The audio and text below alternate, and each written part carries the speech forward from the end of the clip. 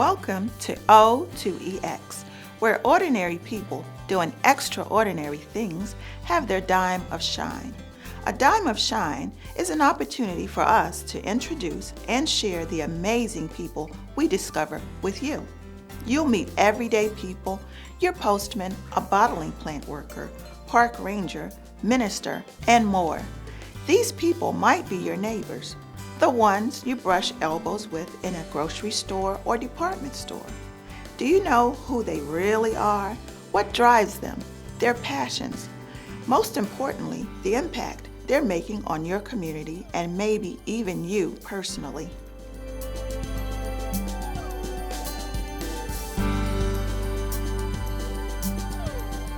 Okay, we're here today with Chaplain John Lewis. Thank you for being with us today. Let's go back to the early 90s. You and a gentleman friend started a business with $500, and it involved renting some space in a dry cleaners. Okay, that was a bright idea called U-Design. And basically, what we wanted to do was to be able to have people to come in and create their own designs. So we started in the cleaners because we knew we would have clientele there. And what we would do is when we would do alterations for people, we would let them know that we could also make those clothes as well. So people started bringing us pictures of clothing, and we go out and we buy the fabric, and just kind of grew from there. And where were your locations? Oh, I was on 18th Street at that time between L&M, little dry cleaners there. And then after that, we within like 6 months, we moved over to Crystal City. Crystal City? Yes. And how did you make that selection? We were kind of looking at the demographics in that area. It's a niche market for people that want their clothes actually made. Most people just would buy a suit out off the rack, but there were people in that area and that were already into the design phase of their own clothing, so we chose that area, and it was a good choice. So it worked well for you. You were doing good business, living large, so to speak. Then what happened? I got kind of greedy. I started to use the business in an unlawful way, I would say. To be more specific, money laundering. Okay. And it got me in a lot of trouble. The FBI handed down some indictments, and it's something to make me look back and see what happens when you try to get too much too fast.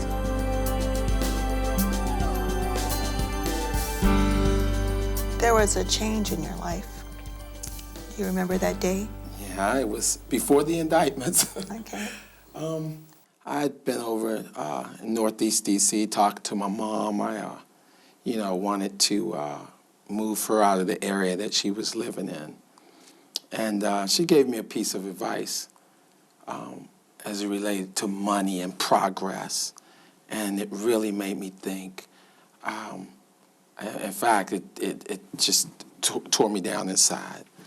And as I was leaving her house, maybe 2 blocks away, I was on Kenilworth Avenue with my son. And I just pulled over on the side of the road and started crying and just asking God for help. I knew I needed a change. And that was the turning point in my life of looking inside of me for the things that were important. You asked God for his help. Did you listen? For a short time. I know when I went home, I was adamant about doing the right thing, and I got a request from a friend of mine to launder $6,000, and I did say no that night. However, that next morning when I woke up, I went through with it, and I think that's when I really asked God for. I knew I needed His help, and I just cried out. I said, God, help me. I want to stop this. And 3 days later, the FBI came to my business with indictments. So I looked at that as his way of helping me to stop. He did help. He did help.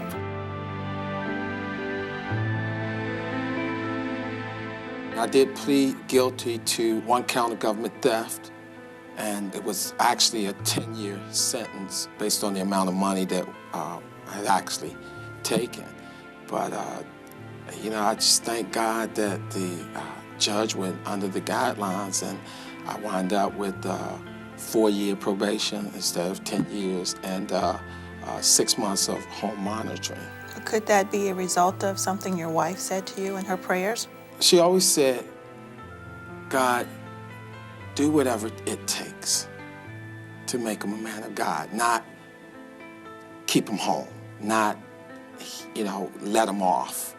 So she never prayed, at least out loud. You know, I mean, I can remember times when we'd be down on the bed and she'd say, Lord, do whatever it takes to make him a man of God. And I'm like, can you ask him something else? Like, you know, let me stay home. So not so much that you be let off, but God's will be done, which was a powerful prayer. Yes. After the trial, something happened?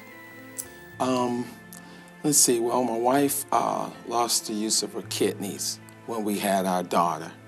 And so that put her in the hospital for a while, put my daughter in the hospital for 4 months. And we were going through bankruptcy, which was almost to the tune of $500,000, repossessing cars and, you know, almost in foreclosure. And I mean, you name it, it happened.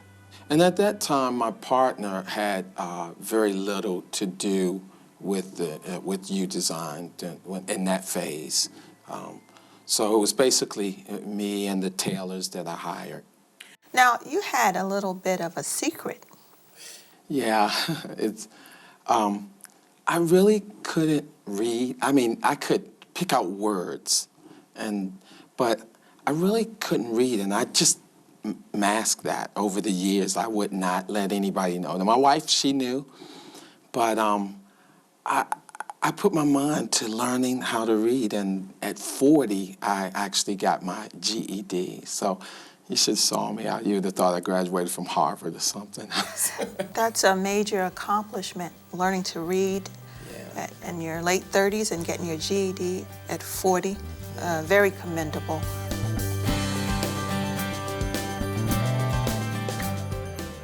I had a history of working with individuals that have developmental disabilities, and so I started to look at employment in that field, working with individuals that have mental health challenges, and started a recovery program at my church, and my church also got involved in the prison ministry there, and they were servicing the Charles County Detention Center. So I started doing Bible studies at the Charles County Detention Center. It started off with 1 Bible study a week, then 2 Bible studies a week. And before you know it, I was doing as many as 5 Bible studies a week. And I just felt like I had found my love there. I pretty much work with, you know, most of the agencies here in the county. I work with Vesta. I've worked with United Cerebral Palsy, worked for Springdale Center, and then through my church, we got involved in a prison ministry where we got a chance to minister at the Charles County Detention Center.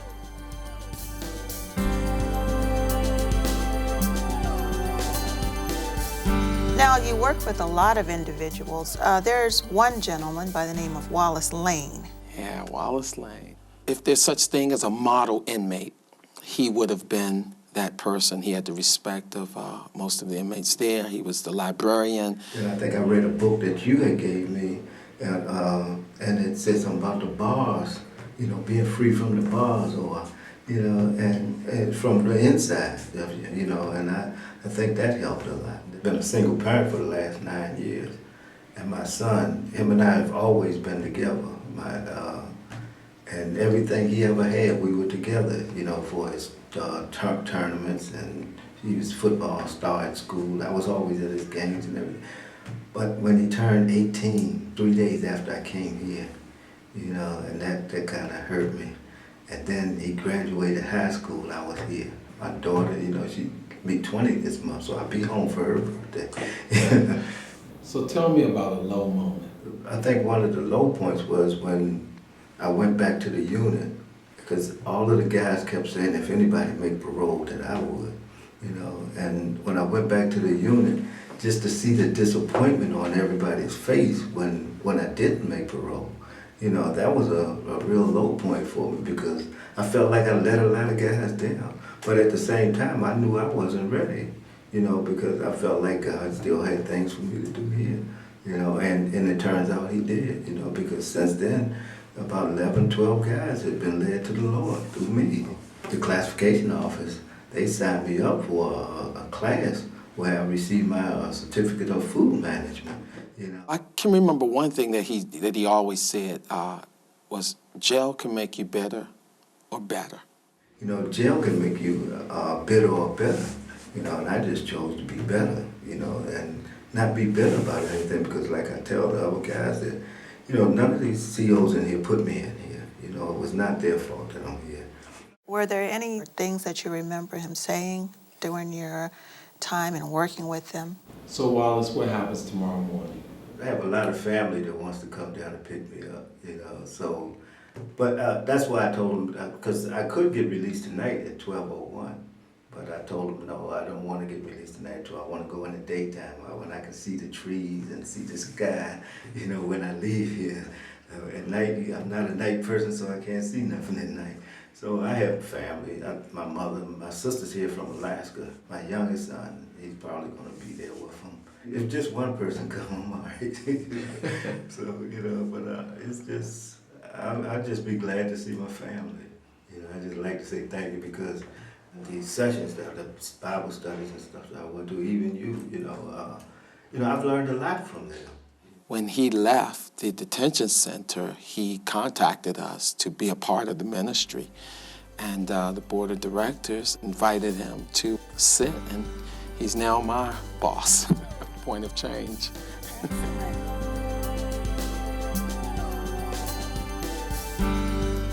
So you work with the STARS program in Charles County Detention Center and the REST program in Calvert County. And there's been several articles about these programs, and you were quoted in one of these articles as saying, You lift the limits of possibilities when you include God. I love that quote. Well, first I'll just say we've had the opportunity to work in the program with Sergeant Williams and Officer Taylor. They are the brains behind the program at Charles County Detention Center. In Calvert, Chaplain Graham is there and the staff. We are basically involved in a program to help reduce recidivism inside out. So these programs, which are faith-based, teach all types of skills like CPR, first aid, bloodborne pathogens, cognitive skills, fatherhood programs, and things like that. In Calvert County, the REST program, we run that program 4 times a year with graduation, and each participants receive a certificate. In the Charles County Detention Center, we run it 3 times a year, and again, they receive certificates, so that the participants will start where they are, not wait till they get to where they're going to be productive. So these are like preparatory life skills that you're teaching? Exactly. We're doing all that we can to assist them with entering into the free world with everything they need, especially the proper mindset to be successful.